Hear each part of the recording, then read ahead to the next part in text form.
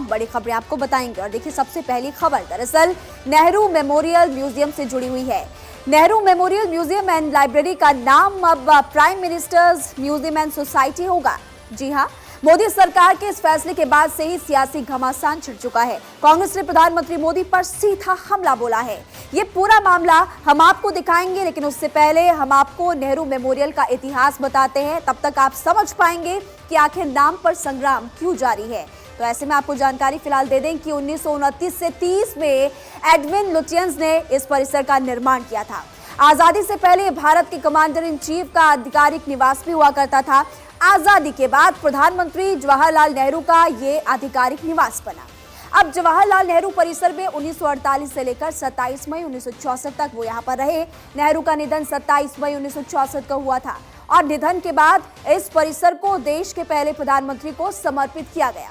अब परिसर में नेहरू की यादों को संजो कर रखा गया। 14 नवंबर 1964 को नेहरू स्मारक संग्रहालय का उद्घाटन किया गया था और तत्कालीन राष्ट्रपति एस राधाकृष्णन ने इसका उद्घाटन किया था। 3 मूर्ति भवन में बना है नेहरू मेमोरियल। इसी परिसर में बना है प्रधानमंत्री म्यूजियम भी। तो तमाम जानकारियां फिलहाल हमने आपको इतिहास बताया, ये इतिहास की बात हुई है। लेकिन अब हम आपको बताते हैं कि कैसे मोदी सरकार ने ये इतिहास बदल दिया है। साल 2016 की अगर बात करें तो प्रधानमंत्री नरेंद्र मोदी ने ऐलान किया था और नेहरू मेमोरियल को भारत के सभी प्रधानमंत्रियों को समर्पित करने का ऐलान किया।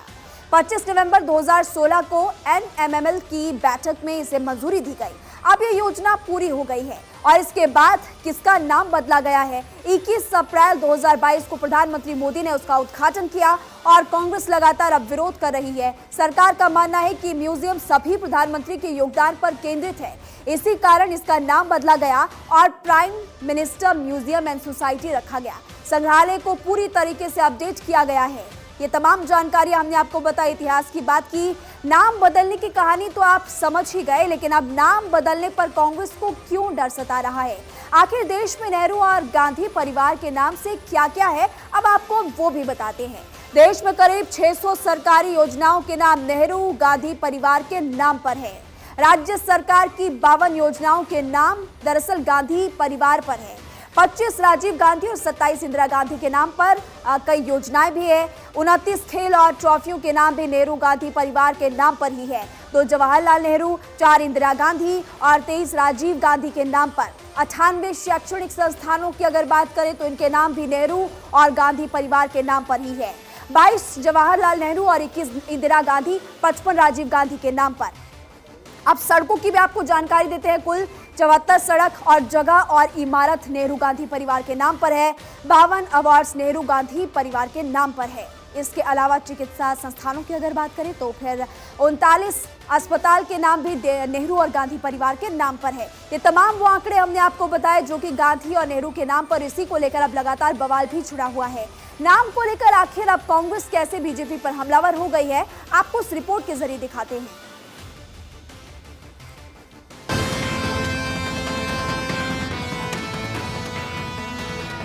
नेहरू मेमोरियल का बदला नाम। कांग्रेस का बीजेपी के खिलाफ संग्राम। मोदी सरकार ने देश के पहले प्रधानमंत्री पंडित जवाहरलाल नेहरू के नाम पर स्थापित Nehru memorial museum and library का नाम बदलने का फैसला किया है।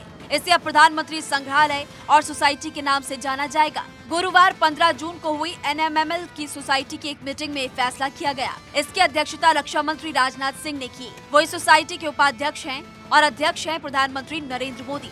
गृह मंत्री अमित शाह, निर्मला सीतारमण, धर्मेंद्र प्रधान, अनुराग ठाकुर जैसे केंद्रीय मंत्री इसके 29 सदस्यों में शुमार है। सरकार के इस ऐलान को कांग्रेस ने बीजेपी सरकार पर हमला बोला और कहा कि देश के महापुरुषों के नाम को बदलना बीजेपी की छोटी सोच को दिखाता है। एक बार फिर जलन, ईर्ष्या और हीन भावना से ग्रस्त मोदी सरकार ने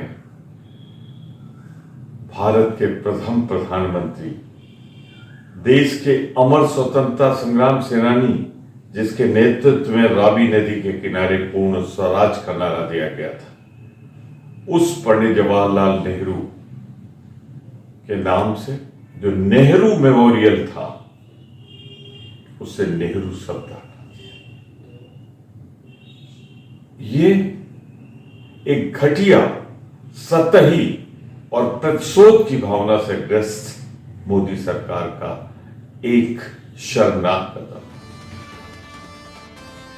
नेहरू मेमोरियल भारत के पहले प्रधानमंत्री जवाहरलाल नेहरू का सरकारी घर था। ये दिल्ली के 3 मूर्ति भवन में स्थित है। केंद्र के नेतृत्व वाली बीजेपी सरकार ने 2022 में यहाँ प्रधानमंत्री म्यूजियम का उद्घाटन किया था। अब इससे नेहरू का नाम हटा दिया गया है। 2016 में नेहरू मेमोरियल के नाम बदलने की घोषणा के बाद से ही कांग्रेस इसका विरोध करती रही है। पार्टी ने अब केंद्र सरकार पर भारत के इतिहास को बदलने का आरोप लगाया है। मैं तो कह रहा हूँ सबसे बढ़िया काम ये हो कि बेरोजगारी का नाम रोजगार कर दें और महंगाई का नाम सस्तीवाड़ा कर दें। सारी समस्याओं का ही निदान हो जाएगा। नाम बदलने से मोदी जी को लगता है बहुत बड़ा काम कर लिया। मैं वाजपेयी जी के उस कथन को मोदी जी को याद दिलाना चाहता हूँ कि छोटे मन से कोई बड़ा नहीं बन सकता। मोदी जी, आज आपने देश के सामने एक बार पुनः अपना छोटे मन का प्रदर्शन किया है। आपने नेहरू जी का नाम तो वहाँ नेहरू मेमोरियल लाइब्रेरी से हटा दिया, पर 140 करोड़ देशवासियों के दिल में आधुनिक भारत के निर्माता के रूप में नेहरू जी का नाम जो अंकित है, उसको कैसे मिटाओगे? सियासत में नाम और काम का असर बहुत होता है। ऐसे में जब नेहरू से जुड़ी इमारतों, सड़कों और संग्रहालयों के नाम बदले जा रहे हैं, तो कांग्रेस का विरोध लाजमी है। बीजेपी इसे वक्त की जरूरत जरूर बता रही है, पर नाम बदलने से संग्राम जरूर छिड़ चुका है। Bureau report, Bharat 24। देखिए, शिव महापुराण कथा के वाचक पंडित प्रदीप मिश्रा ने लव जिहाद को लेकर बेटियों से कहा कि अपनी सुरक्षा स्वयं करें, हाथों में कटार रखें। और प्रदीप मिश्रा के इन शब्दों पर अब सियासत काफी तेज हो चुकी है। दिग्विजय सिंह ने इशारों में ट्वीट करके प्रदीप मिश्रा पर हमला बोल दिया, तो पूरी बीजेपी कथावाचक के बचाव में खड़ी हो गई है। आपको इस रिपोर्ट के जरिए बताते हैं पूरा मामला।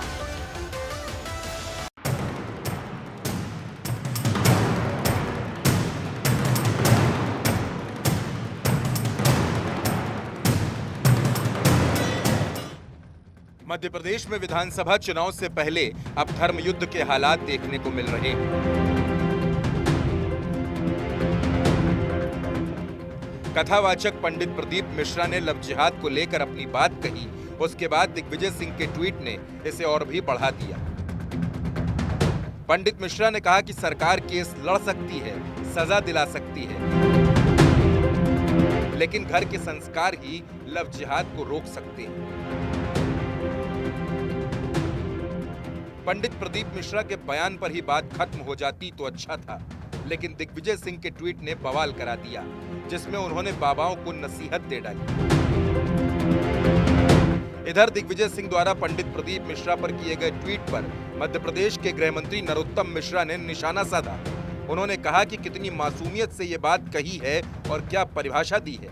ये कभी पीएफआई सिमी को क्या समझाई है दिग्विजय सिंह ने? सनातन का अपमान करना दिग्विजय सिंह की आदत है। कितनी मासूमियत से दिग्विजय सिंह जी ने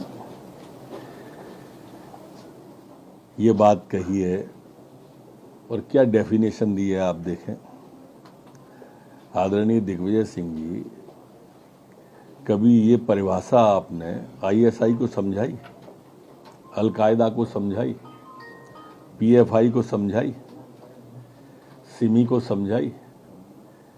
आपको बस आदत बन गई है सनातन का अपमान करने की, सनातन धर्म पे हमला करने की। कल भोपाल में माननीय प्रदीप मिश्रा जी ने लव जिहाद को लेकर बच्चियों को संस्कार की बात करी, सुरक्षा की बात के ऊपर उन्होंने ज्ञान दिया। आपको यही अखर गई और आपने सुबह ही सनातनी को लेकर संतों को ढोंगी करार दे दिया। इस पूरे बवाल के बाद मध्य प्रदेश में बीजेपी और कांग्रेस आमने सामने आ गए। बीजेपी के प्रवक्ता ने दिग्विजय सिंह के ट्वीट के बाद कहा कि कांग्रेसी मानसिकता के बाबा आज जेल की हवा खा रहे हैं। दिग्विजय सिंह जी कह रहे हैं कि बाबा फ्रॉड हैं और सनातन धर्म के बाबाओं को फ्रॉड ही बताते हैं। अब उनके लिए तो कौन से बाबा असली हैं? मिर्ची बाबा जो बलात्कार में जेल में बंद है, कंप्यूटर बाबा जिनके वहाँ छापे में कौन कौन सी आपत्तिजनक सामग्री मिली, अब वही बाबा जो उनका चुनाव प्रचार करते हैं, हवन करते हैं। अब दिग्विजय सिंह जी तो सनातन धर्म को और भगवा को कोसने का काम करते ही है, भगवा आतंकवाद। तो प्रदीप मिश्र के शब्दों पर जमकर सियासत जारी है, आपने देखा। अब अगली खबर का रुख करेंगे। इत्तेहाद मिल्लत काउंसिल के अध्यक्ष मौलाना तौकीर रजा ने लव जिहाद पर विवादित टिप्पणी कर दी है। तौकीर रजा ने कहा कि हमें मजबूर मत करो कि हम किसी एक्शन पर रिएक्शन करने को मजबूर हो जाएं। वहीं पर उत्तराखंड में मुसलमानों के पलायन के मुद्दे पर भी उन्होंने कहा कि हमने भी हाथों में चूड़ियां नहीं पहन रखी हैं, हमें मजबूर मत करो वरना उत्तराखंड में हम जाकर सरकार का घेराव करेंगे। उन्होंने हिंदू संगठनों वीएचपी बजरंग दल को देशद्रोही भी बताया है। आप लोगों के जरिए हुकूमत तक ये बात पहुंचाना चाहता हूं कि हमें मजबूर मत करो कि हम तुम्हारे किसी एक्शन पर रिएक्शन देने पर मजबूर हो जाएं। अगर हुकूमत ने पहले 15 तारीख के ऐलान वालों पर अंकुश लगाया होता, उनको रोकने की कोशिश की होती या उन पर दबाव बनाया गया होता कि भाई इस किस्म की चीज़ों से माहौल ख़राब होगा, तो हमें 18 का ऐलान नहीं करना पड़ता।